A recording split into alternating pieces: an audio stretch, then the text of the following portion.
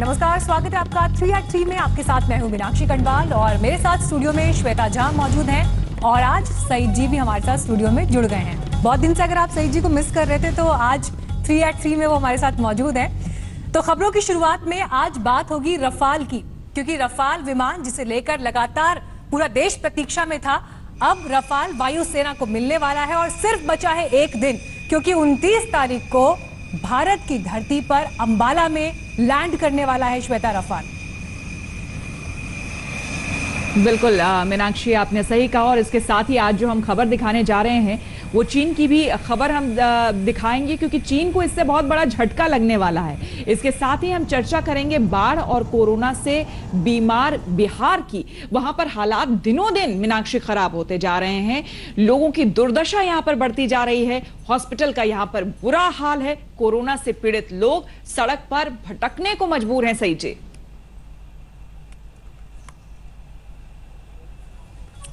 बिल्कुल ठीक है श्वेता और मीनाक्षी, लेकिन इस बुलेटिन में हम आपको अयोध्या भी लिए चलेंगे, क्योंकि अयोध्या में 5 तारीख की तैयारियां ज़बरदस्त चल रही हैं और इस बार दिवाली से पहले अयोध्या में दिवाली मनाई जाएगी, दीपोत्सव मनाया जाएगा। प्रधानमंत्री नरेंद्र मोदी के जाने की बात तय हो चुकी है। लगभग 200 मेहमान वहां पर होंगे। तो अयोध्या राम मंदिर शिलान्यास की तैयारियों की भी हम आपको खबर इस बुलेटिन में दिखाएंगे। बिल्कुल सही जी, जिस बात का जिक्र आप कर रहे हैं ये तस्वीरें होंगी, लेकिन शुरुआत आइए रफाल से ही कर लेते हैं, क्योंकि जो पहली तस्वीर रफाल की हमारे सामने आई, उस तस्वीर ने हर हिंदुस्तानी का सीना गर्व से चौड़ा कर दिया। इंतजार सिर्फ 29 जुलाई का। चीन के छूटेंगे पसीने, परेशान होगा पाकिस्तान, दुश्मनों का हो जाएगा हार्ट फेल, क्योंकि हिंदुस्तान आ रहा है राफेल। काउंटडाउन शुरू हो चुका है। फ्रांस के मेरिनेक से एक साथ 5 राफेल उड़ चुके हैं। बस चंद घंटों का इंतजार है। हिंदुस्तान बेकरार है, बेसब्री है अपने बाहुबली के स्वागत के लिए। चंद घंटे पहले ही राफेल विमान हिंदुस्तान के लिए रवाना हुए। ये तस्वीरें फ्रांस के उसी मेरिनेक की है, जहां भारतीय वायुसेना के 7 पायलट मौजूद थे। राफेल की हिंदुस्तान रवानगी से पहले फ्रांस में भारतीय राजदूत ने सभी पायलटों से बात की और राफेल में सुरक्षित उड़ान की शुभकामनाएं दी। सभी राफेल विमानों में ग्रीस के करीब फ्रेंच टैंकर एयरक्राफ्ट से एयर फ्यूलिंग की जाएगी। उसके बाद वे सभी यूएई पहुंचेंगे, जहां वे फ्रांस के कंट्रोल वाले अल्द्राफा एयरबेस पर एक दिन के लिए रुकेंगे। फिर 28 जुलाई को वे सभी 5 राफेल विमान हिंदुस्तान के लिए रवाना हो जाएंगे। सभी लड़ाकू विमान 29 जुलाई की सुबह अंबाला पहुंच जाएंगे। इनमें एक राफेल विमान RB003 भी है। RB कोड मतलब राकेश कुमार सिंह भदौरिया, यानी वर्तमान एयरफोर्स चीफ के नाम पर ये कोड नेम दिया गया है। They are superb flying machines being flown by the best pilots in the world. We'd like to thank Dassault for delivering the aircraft on time, the French Air Force and the French government for all the support they have provided. This is going to add a great deal of strength to our air power and defense preparedness, but it is also a powerful symbol of the strategic partnership between India and France. Ladakh में चीनी सेना के साथ तनातनी के बीच France से 5 Rafale लड़ाकू विमान भारत के लिए रवाना हो चुके हैं। 28 तारीख को ये लड़ाकू विमान यूएई के अल्दफ्रा एयरबेस पर रुकेंगे और वहां पर इन्हें रिफ्यूल किया जाएगा। उसके बाद 29 तारीख सुबह 5 रफाल लड़ाकू विमान भारत के अंबाला एयरबेस पर पहुंचेंगे। स्कल्प और मेटेओर जैसी मिसाइलों से लैस रफाल लड़ाकू विमानों को आने वाले दिनों में हैमर मिसाइल से भी लैस किया जाएगा। इसके साथ ही चीन और पाकिस्तान से लगने वाली सरहद पर ये लड़ाकू विमान मुकाबले के लिए पूरी तरह से तैयार होंगे। देश को इन लड़ाकू विमान का बेसब्री से इंतजार था। चीन पाकिस्तान के लगातार बढ़ती गुस्ताखियों की वजह से भारतीय वायुसेना के लिए ये विमान बेहद जरूरी हो गया था। ये हैमर मिसाइल रफाल की शक्ति को बहुत ही इजाफा देगा। ये मिसाइल जो है वो मीडियम रेंज है, एयर टू ग्राउंड मिसाइल है।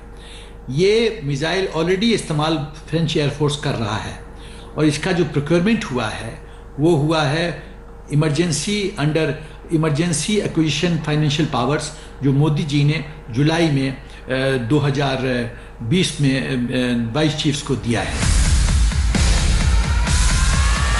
22 से 24 जुलाई के बीच दिल्ली में एयरफोर्स कमांडर्स कॉन्फ्रेंस चला। उसमें भी राफेल की तैनाती को लेकर फैसले लिए गए। जानकारी के मुताबिक राफेल को सबसे पहले चीन फ्रंट पर अंबाला में तैनात किया जाएगा। दूसरी तैनाती चीन फ्रंट पर ही पश्चिम बंगाल के हाशीमारा में होगी। उसी एयरफोर्स कमांडर्स कॉन्फ्रेंस में रक्षा मंत्री राजनाथ सिंह ने कहा था कि वायुसेना चीन से निपटने के लिए हर वक्त हाई अलर्ट मोड पर है। राफेल विमानों के आते ही एयरफोर्स की अलर्टनेस और बढ़ेगी, ताकत में इजाफा होगा। लिहाजा अंबाला में लड़ाकू विमानों के ग्रैंड वेलकम की जोरदार तैयारी है। अभिषेक भल्ला के साथ मंजीत सिंह नेगी, दिल्ली, आज तक। तो आपको बता दें कि फ्रांस से राफेल विमानों की पहली खेप यानी कि 5 राफेल विमान भारत के लिए रवाना हो चुके हैं। अबू धाबी में 28 तारीख को ईंधन वहां पर भरा जाएगा और उसके बाद सीधे 29 तारीख को अंबाला एयरबेस सईद ये पहुंचेंगे और बेसब्री से पूरे भारतवासियों को इसका इंतजार है। बिल्कुल श्वेता, आप और हम और पूरे हमारे देशवासी राफेल का इंतजार कर रहे हैं जिस बेसब्री से, उतनी ही शिद्दत से वायुसेना भी राफेल का इंतजार कर रही है। मीनाक्षी और सईद जी देखिए, हमारे आज तक के कार्यक्रम में जब एयर चीफ मार्शल से सवाल पूछा गया था कि अगर हमारे पास एयर स्ट्राइक के समय ये फाइटर जेट होता तो तस्वीर क्या होती, उनका कहना था रिस्पॉन्स भी अलग होता, रिजल्ट भी अलग होता। तो दिखाते हैं अपने दर्शकों को रफाल की ताकत। आज हमारे पास ये कैपेबिलिटी है कि कोई भी हमारी 1 इंच जमीन की तरफ आंख उठाकर भी नहीं देख सकता। बेहद ताकतवर, भरोसेमंद, फुर्तीला और ऐसी कई खूबियों की खान माना जाने वाला राफेल हिंदुस्तान आ रहा है। बड़ा है हिंदुस्तान की ओर, पूरी ताकत के साथ आ रहा है राफेल। ऐसी शक्ति से लैस होकर चला है कि सुनकर दुश्मन के पसीने छूट जाएंगे। राफेल वैसे तो पहले ही बेहद ताकतवर है, लेकिन चीन जैसे दुश्मन के लिए किसी भी हिमाकत का जवाब देने के लिए उसे और खतरनाक मिसाइल से लैस कर दिया गया है। जो राफेल विमान आ रहे हैं वो कितना पावरफुल है। हैमर मिसाइल, हिंदुस्तान ने अपने दुश्मनों के लिए विशेष तौर पर इसे राफेल में लगाने का फैसला किया है। ये एयर टू ग्राउंड मिसाइल है जो 60 से 70 किलोमीटर के रेंज में दुश्मन को मटिया मेट कर सकता है। राफेल की दूसरी और भरोसेमंद ताकत है मेटियोर मिसाइल। इस लड़ाकू विमान में सुपर पावर मेटियोर मिसाइल लगे हैं जो 100 किलोमीटर दूर उड़ रहे लड़ाकू विमान को पल भर में मारकर गिरा सकते हैं। इसकी तीसरी ताकत भी जान लीजिए, जिसका नाम है स्कैल्प मिसाइल। हवा से जमीन पर मार करने वाली स्कैल्प मिसाइल की रेंज 300 किलोमीटर है। एयरफोर्स इस लड़ाकू विमान को बेहद घातक स्पाइस 2000 बम से भी लैस करेगी, जो दुश्मन के मजबूत बंकर को पलक झपकते ही तबाह कर देंगे। हालांकि अभी राफेल में इस्तेमाल को लेकर ट्रायल का इंतजार है। राफेल में ऐसे ऐसे हथियार हैं कि दुश्मन का बचना नामुमकिन है। हिंदुस्तान ने जिस लड़ाकू विमान पर भरोसा दिखाया है वो अब बेहद खतरनाक है। राफेल हवा से हवा और हवा से जमीन पर हमला करने में सक्षम है। इस लड़ाकू विमान में परमाणु हमला करने की भी काबिलियत है। ये विमान इलेक्ट्रॉनिक स्कैनिंग रडार से 3D मैपिंग कर रियल टाइम में दुश्मन की पोजीशन खोज लेता है। राफेल की मारक क्षमता 3700 किलोमीटर तक है। राफेल महज 1 मिनट में 60,000 फीट की ऊंचाई तक पहुंच सकता है। 55,000 फुट की ऊंचाई से बम गिराने में ये सक्षम है। राफेल 2200 से 2500 किलोमीटर प्रति घंटे तक की स्पीड से उड़ान भर सकता है। हवा में ईंधन भरने के बाद करीब 10 घंटे तक लगातार उड़ान भर सकता है। ये 24,500 किलोमीटर का भार उठाकर उड़ने में सक्षम है। Rafale fighter plane Indian air force की सबसे ताकतवर और काबिल लड़ाकू विमान होंगे। भारतीय वायुसेना ने फ्रांस की दासू कंपनी के साथ 36 राफेल लड़ाकू विमानों का अनुबंध किया था। यह लड़ाकू विमान 4.5 जनरेशन टेक्नोलॉजी से लैस है और दुनिया की सर्वश्रेष्ठ जहाजों में से एक है। जब भारतीय वायुसेना को यह हरफन मौला फाइटर प्लेन मिलेगा तो दुश्मन के पैरों तले जमीन खिसकनी पक्की है। मंजीत नेगी, दिल्ली, आज तक। राफेल आ रहा है, भारत की धरती पर उतरने वाला है। देशवासी गौरवान्वित फील कर रहे हैं और चीन डरा हुआ है। तमाम स्ट्राइक्स के अलावा चीन पर भारत ने एक और डिजिटल सर्जिकल स्ट्राइक की है।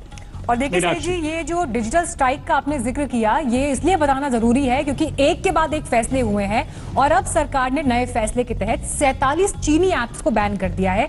आरोप ये था कि ये ऐप पुराने ऐप के ही क्लोन के रूप में काम कर रहे थे। श्वेता,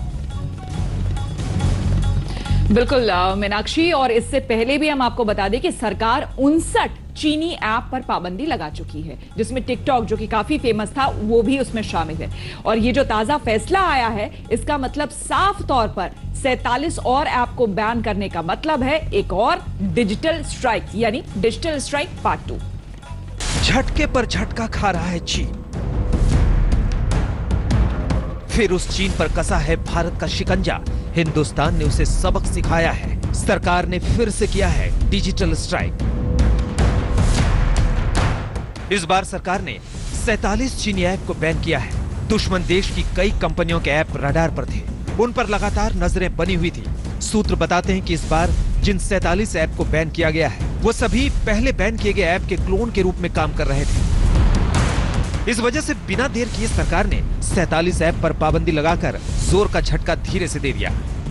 47 ऐसे ऐप हैं जो कि क्लोन बना करके इसके जरिए गोपनीयता यानी कि लगातार जानकारी हासिल करने की कोशिश की जा रही थी।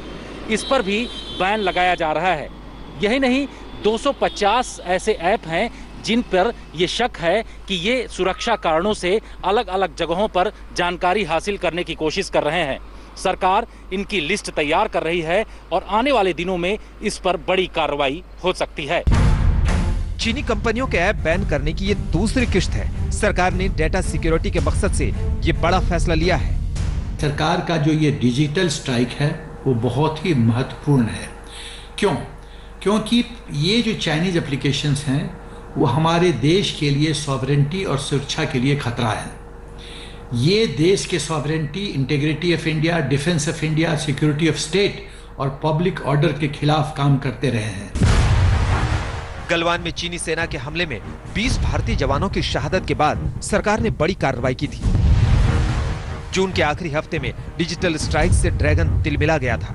टिकटॉक, वीचैट समेत 59 चीनी ऐप पर प्रतिबंध लगा दिए गए थे। चीन को सबक सिखाने में हिंदुस्तान कोई कसर नहीं छोड़ेगा।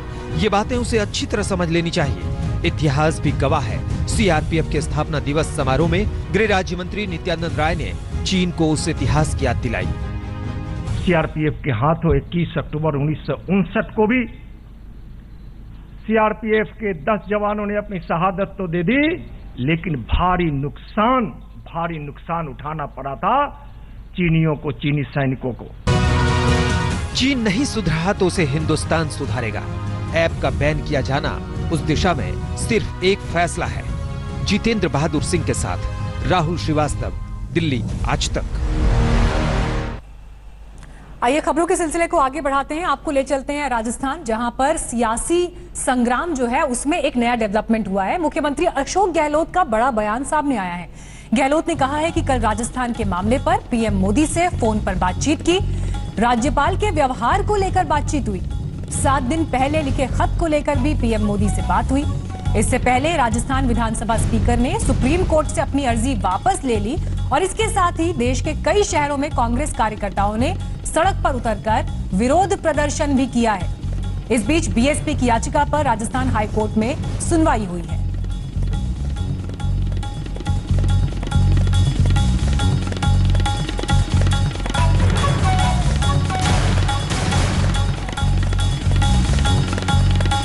और अब खबर सुशांत सिंह राजपूत से जुड़ी हुई। लगभग 1.5 महीने होने को आए सुशांत सिंह की आत्महत्या को लेकर, लेकिन उसके बावजूद उनके जो चाहने वाले हैं लगातार सवाल पूछ रहे हैं कि आखिर क्या हुआ था, क्यों उन्होंने आत्महत्या कर दी। आपको बता दें कि इस मामले में मुंबई पुलिस लगातार बॉलीवुड की जो बड़ी हस्तियां हैं, नामी हस्तियां हैं, उनसे पूछताछ कर रही है। आज फिल्मकार महेश भट्ट का बयान सांता क्रूज पुलिस स्टेशन में दर्ज किया गया। सूत्रों के मुताबिक महेश भट्ट से करीब 2 घंटे तक पूछताछ की गई। इस सिलसिले में कंगना रनौत का भी बयान लिया जाएगा। फिलहाल वो मनाली में है। उन्होंने कहा है कि वो अभी कोरोना की वजह से मुंबई नहीं आ सकती, इसलिए किसी को भेजकर मनाली में ही उनका बयान दर्ज किया जाए। लेकिन इस मामले में अब तक आपको बता दें, करण जौहर को नहीं बुलाया गया है। मुंबई पुलिस ने पूछताछ के लिए करण जौहर की कंपनी धर्मा प्रोडक्शन के सीईओ को बुलाया है। कंगना ने इस पर भी सवाल उठाया है और पूछा है कि आखिर करण जौहर को अब तक क्यों नहीं बुलाया गया।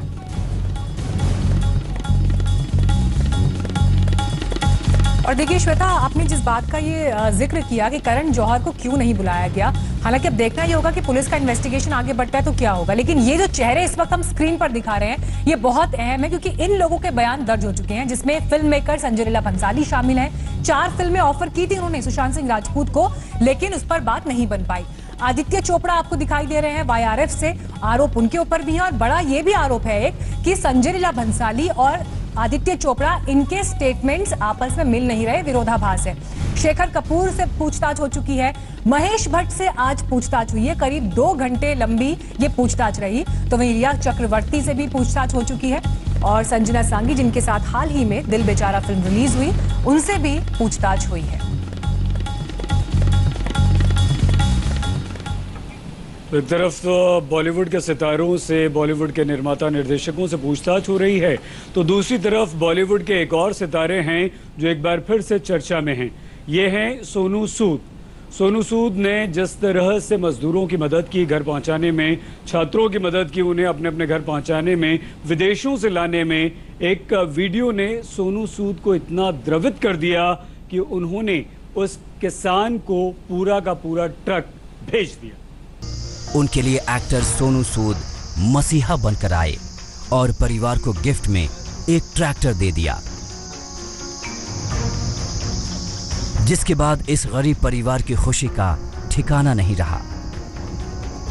నిజంగా ఆయన సినిమాల్లో విలన్ వేషాలు వేసిన ఆయన రియల్ హీరో అనిపించింది ఆ రోజు. అది ఈ రోజు మాకు కూడా వర్తించి మాకు కూడా సహాయం చేయడానికి ముందుకు వచ్చి మాకు నిజంగా మా అందరికీ దేవుడై నిలిచినాడని చెప్పేసి ఈ సందర్భంగా నేను తెలియజేస్తున్నాను.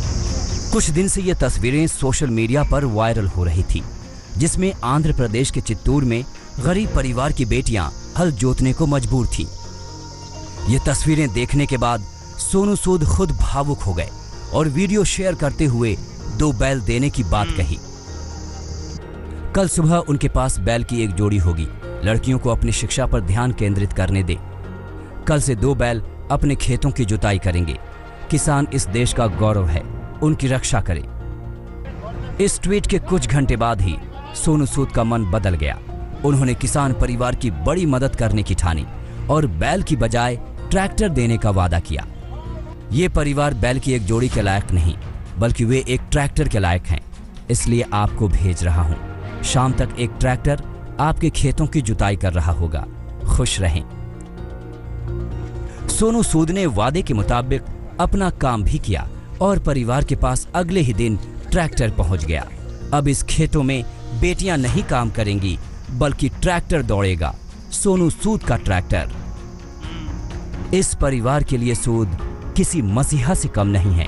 आशीष पांडे, चित्तूर, आज तक। इन तस्वीरों की अपनी एक खूबसूरती है, एक इंस्पिरेशन है। जितने लोग इससे इंस्पायर हो सकें उतना बेहतर, उतना अच्छा। वक्त हमारे लिए एक ब्रेक का है, लेकिन ब्रेक के बाद राम मंदिर भूमि पूजन की तैयारी जब अयोध्या में मनाई जाएगी डबल दिवाली।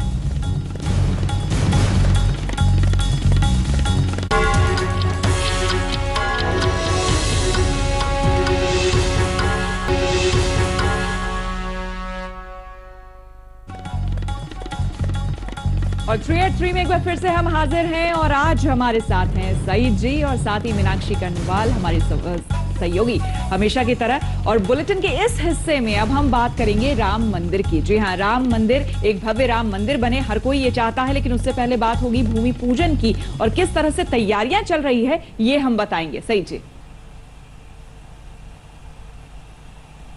बिल्कुल ठीक कहा श्वेता आपने, क्योंकि 5 तारीख तय हो चुकी है भूमि पूजन के लिए। शुभ मुहूर्त है, सर्वार्थ सिद्धि योग भी उस दिन है, लेकिन इस अवसर को मीनाक्षी ऐतिहासिक बनाने की तैयारियां भी चल रही हैं। और इंतजाम देखिए, हम इस बीच तस्वीरें भी दिखा रहे हैं अपने दर्शकों को, क्योंकि 3 अगस्त से ही रामनगरी में भव्य माहौल बनने लगेगा। हालांकि ये फाइल फुटेज है, लेकिन तस्वीरें कुछ ऐसी ही आपको दिखाई देंगी। 3 और 4 अगस्त को अयोध्या को दीपों से रोशन किया जाएगा।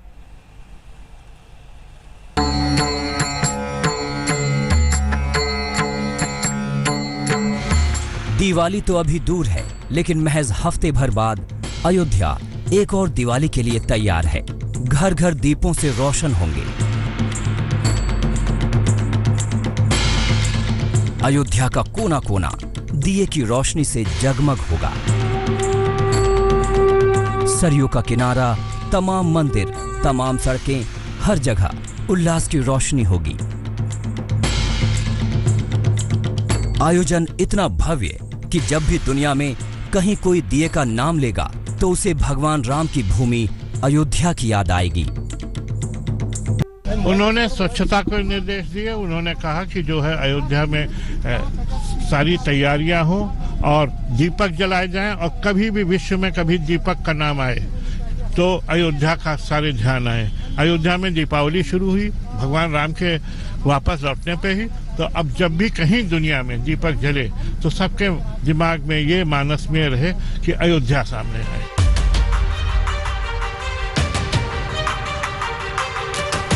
आप सोच रहे होंगे अगस्त के महीने में ऐसा क्या हो रहा है कि अयोध्या में दिवाली की तैयारी शुरू हो गई है।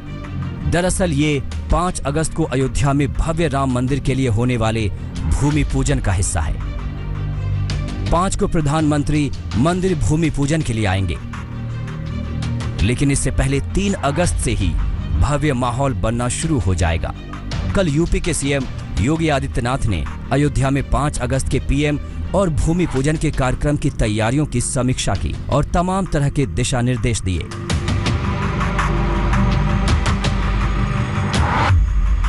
हमारा प्रयास होना चाहिए कि 3 दिन यानी 3 रक्षाबंधन से हमारा प्रयास होना चाहिए कि लगातार 3 दिनों तक हर मंदिर में अखंड रामायण का पाठ हम लोगों के स्तर पर हर मंदिर में बस ये आयोजन सिर्फ भारत में ही नहीं होगा, बल्कि दुनिया भर में 5 अगस्त के लिए वीएचपी ने मेगा प्लान तैयार किया है। इसके लिए देश और दुनिया भर के राम भक्तों से वीएचपी के महासचिव मिलिंद पांडे ने अपील जारी की है। राम भक्तों से अपील की गई है कि 5 अगस्त को सुबह 10:30 बजे से साधु संत चाहे दुनिया के किसी भी हिस्से में हों, अपने आश्रमों, मंदिरों, मठों में भगवान की पूजा और कीर्तन करें और प्रसाद बांटें। दुनिया भर में फैले तमाम श्रद्धालुओं से भी ऐसा ही करने की अपील की गई है। लोगों से अपील की गई है कि इस मौके पर अपने घर, मोहल्ले, बाजार, आश्रमों और धार्मिक स्थलों को सजाएं, प्रसाद बांटें और शाम को दिया जलाएं। राम भक्तों से अपने इलाकों में भव्य राम मंदिर के लिए दान करने का संकल्प लेने को भी कहा गया है। अयोध्या में होने वाले राम मंदिर भूमि पूजन को पूरे देश में बड़ी स्क्रीन पर लाइव दिखाया जाएगा। लोगों से वीएचपी ने अपील की है कि कोरोना के खतरे को देखते हुए अयोध्या आने की जगह अपने घरों में ही इस आयोजन को धूमधाम से मनाएं। कार्यक्रम को भव्य भी बनाना है, पूरे देश और पूरी दुनिया के अंदर इस कार्यक्रम को ले जाना है। अयोध्या के सामने एक अवसर है और अवसर इस बात का है कि दुनिया अयोध्या को जिस रूप में देखना चाहती है उस प्रकार की क्षमता हम लोगों में है या नहीं है, ये हमें स्वयं अपने आत्मानुशासन के माध्यम से दुनिया के सामने साबित करना हम करेंगे। अयोध्या को देश और दुनिया का गौरव प्रदान करेंगे और प्रधानमंत्री जी उस गौरव को प्रदान करने के लिए अयोध्या आए। बस 1 हफ्ते बाकी है। राम भक्तों का सालों का इंतजार खत्म होने वाला है। 5 अगस्त को भूमि पूजन के साथ भव्य राम मंदिर के निर्माण की शुरुआत हो जाएगी। कुमार अभिषेक, अयोध्या आज तक। अगली खबर हमारी प्राकृतिक आपदा की, और ये आपदा जब भी आती है तबाही बर्बादी लाती है। तबाही की शक्ल अलग अलग होती है, कभी भूकंप, कभी भयंकर बारिश, तो कभी बाढ़। और ऐसी ही बाढ़ से आजकल जूझ रहा है बिहार।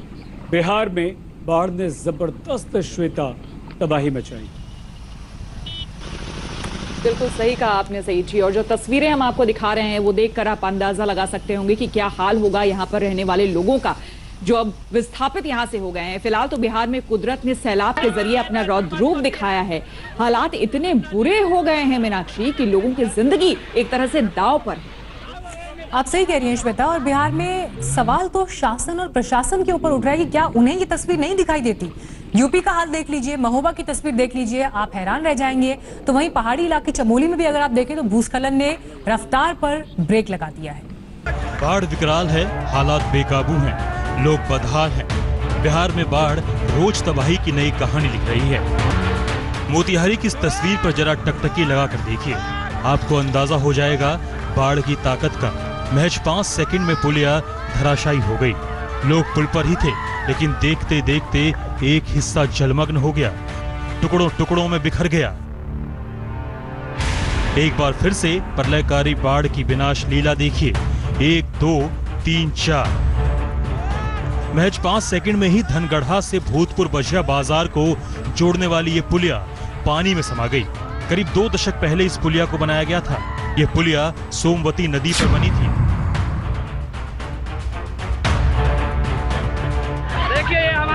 बिहार के मुजफ्फरपुर का जरा हाल देख लीजिए। बाढ़ की तेज धार में बाइक फंसी तो युवक की जान पर बनाई। बाइक सवार को बचाने के लिए कई लोग आ गए। बाइक सवार मछुआरा गांव के एक युवक की सड़क हादसे में मौत के बाद परिवार को सरकारी सहायता दिलवाने गया था। इस बीच कांटा मल्हई के पास टूटी सड़क पर पानी की तेज धार में बहने लगा, लेकिन लोगों ने उसकी जान बचा ली।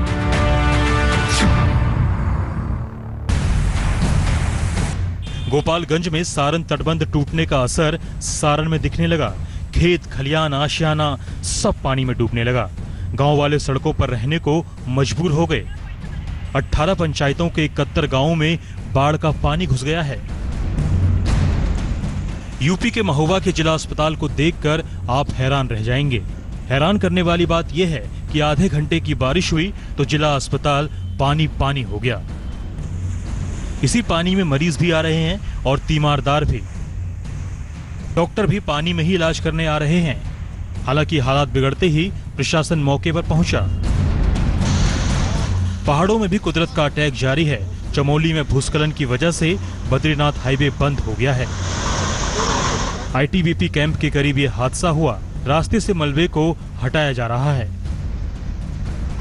छपरा से आलोक, गोपालगंज से सुनील, मुजफ्फरपुर से सुजीत झा के साथ आज तक ब्यूरो। दरअसल ये पहली बार नहीं है। बिहार के लोग बाढ़ का दंश हर साल झेलते हैं, लेकिन इस बार कुदरत का एक तरह से कह लीजिए कि डबल अटैक यहां पर देखने को मिल रहा है। एक तरफ कोरोना से कोहराम है तो दूसरी तरफ बाढ़ और मूसलाधार बारिश का कहर है। मीनाक्षी, गोपालगंज, मोतिहारी, समस्तीपुर और मुजफ्फरपुर के सैकड़ों गांव पानी में डूब चुके हैं। सही जी। एक और राज्य है मीनाक्षी, वो राज्य है असम। असम की हालत बहुत ज़्यादा ख़राब है। हमारे संवाददाता आशुतोष मिश्रा की रिपोर्ट बताती है कि वहां पर स्थिति बदतर होती जा रही है।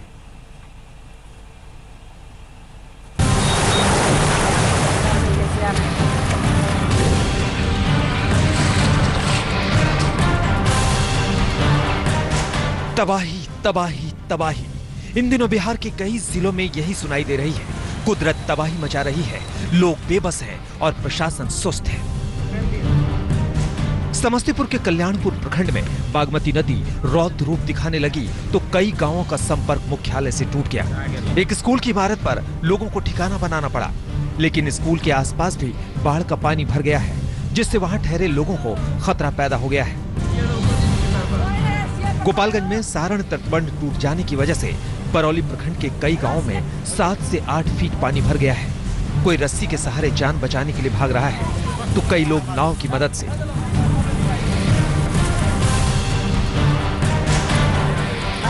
बाढ़ से जलस्तर बढ़ रहा है। लोग अपने घरों में सामान छोड़कर जिंदगी बचाने के लिए भाग रहे हैं, लेकिन बेजुबान क्या करें। यहाँ एनडीआरएफ की टीम नहीं पहुंची। ऐसे में आज तक की टीम ने बाढ़ में फंसी बुजुर्ग महिला को बचाया। प्रशासन को यह चाहिए कि इन लोगों के लिए यहाँ नाव की व्यवस्था करे और जो फंसे हैं अंदर उनको बाहर निकालें। मुजफ्फरपुर जिले में गंडक नदी ने भारी तबाही मचाई है। आज तक की टीम हालात का जायजा लेने के लिए मुजफ्फरपुर के मिठनपुरा और माधवपुर गांव पहुंची तो देखा कि बाढ़ प्रभावित लोग अपना सामान लेकर नाव से NH57 की तरफ बढ़ रहे हैं। यहाँ दर्जनों गांवों में कमर तक पानी भर चुका है। घर बार, खेत खलिहान सब बाढ़ लील चुकी है। बिहार के 12 जिले बाढ़ से प्रभावित हैं और करीब 10 लाख की आबादी मुसीबत में फंसी है। बिहार में बाढ़ से प्रभावित जिलों में पश्चिमी चंपारण, पूर्वी चंपारण, सीतामढ़ी, शिवहर, सुपौल, किशनगंज, दरभंगा, मुजफ्फरपुर, गोपालगंज और खगड़िया शामिल हैं। मोतिहारी में बाढ़ ने जीना दूभर कर दिया है। मोतिहारी में बाढ़ में जलमग्न एक महिला ने एनडीआरएफ की नाव पर ही बेटी को जन्म दिया। उन्हें प्रसव पीड़ा की सूचना पर एनडीआरएफ टीम लेने पहुंची थी, लेकिन गंडक के कहर के चलते पहुंचने में वक्त लगा और फिर अस्पताल पहुंचने से पहले ही बच्ची का जन्म हो गया। गनीमत है कि अब अस्पताल में दोनों स्वस्थ हैं। हालात ये है कि बिहार की कई नदियां कहर बरपा रही हैं। बागमती, बूढ़ी गंडक, कमला बलान, लाल बकैया, अधवारा, खिरोई, महानंदा और घाघरा नदी खतरे के निशान से ऊपर बह रही है। बिहार के सामने चुनौती बड़ी है, लेकिन लोग करें तो करें क्या? नीतीश सरकार सो रही है, मंत्री चुनावी मुहिम में जुटे हैं, लोग भगवान भरोसे हैं।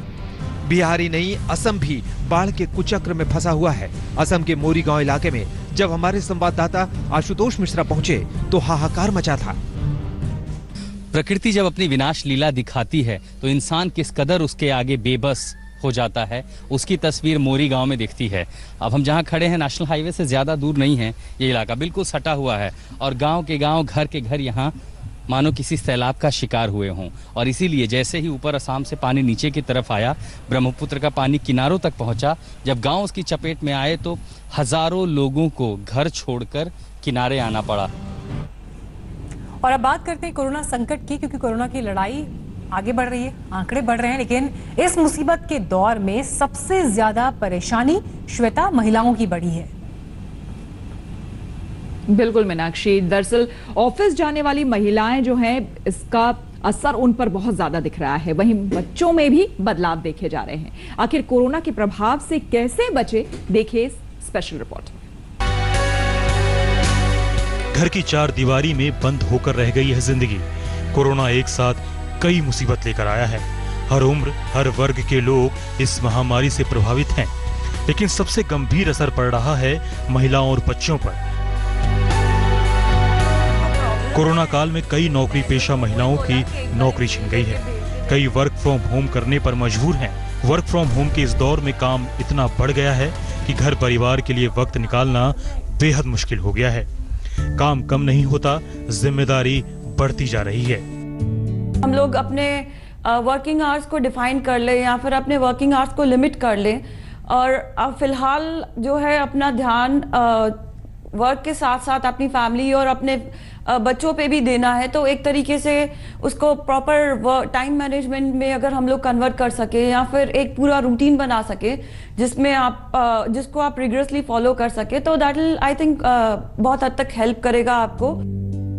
आंकड़े बताते हैं कि महिलाओं के अनपेड वर्क में बेतहाशा इजाफा हुआ है, यानी जिन कामों के लिए पैसे नहीं मिलते उनमें उनकी जिम्मेदारी ज्यादा बढ़ गई है। जो महिलाएं नौकरी नहीं करती वो भी परेशान हैं। रिटेल, हॉस्पिटैलिटी, टूरिज्म जैसे सेक्टर में महिलाओं का प्रतिनिधित्व ज्यादा है। महामारी ने इन सब पर चोट किया है। आंकड़ों के मुताबिक विकासशील देशों में करीब 70% महिलाएं असंगठित क्षेत्र में काम करती रही हैं। उनकी नौकरी की गारंटी कोरोना ने खत्म कर दी है। संगठित क्षेत्रों में भी लॉकडाउन के दौरान बड़ी संख्या में महिलाओं ने नौकरी गंवाई है। बच्चों पर भी कोरोना काल का मानसिक असर हुआ है। वो लॉकडाउन के शुरुआती दिनों से ही या तो घरों में रहने को मजबूर हैं, स्कूल बंद है, उनका खेलना कूदना सब बंद पड़ा है। खासकर फ्लैट कल्चर में तो फ्लैट के अंदर बच्चों में मानसिक बदलाव हुआ है।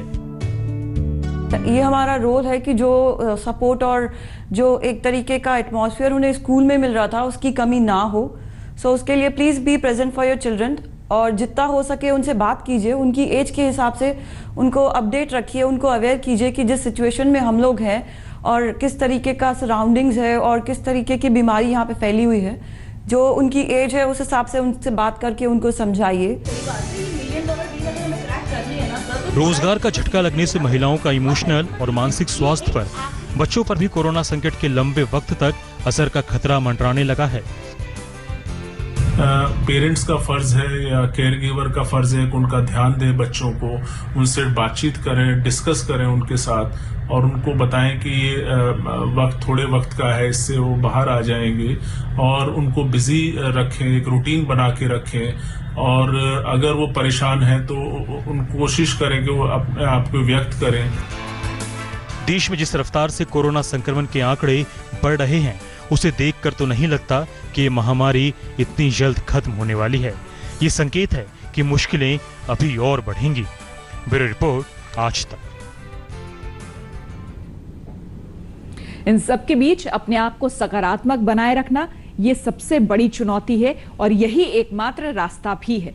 चलिए आपको बता दें कि सावन का आज चौथा सोमवार है। आज के दिन शिव और पार्वती की पूजा की जाती है। आज सुबह से ही मंदिरों में इसलिए भीड़ लग गई है। ऐसी चहल पहल देश भर के मंदिरों में देखने को मिली। केदारनाथ, प्रयागराज, वाराणसी, दिल्ली, मेरठ और उज्जैन में खास करके महाकाल के दरबार में भी भक्तों की भीड़ हालांकि उस हिसाब से पहले के मुकाबले तो काफी कम थी, क्योंकि मास्क लगाकर और बहुत ही कम लोगों के आने की इजाजत है। लेकिन हर जगह आज भोलेनाथ की पूजा की गई। उन्हें मनाने के लिए हर संभव प्रयास भक्तों की तरफ से किए गए।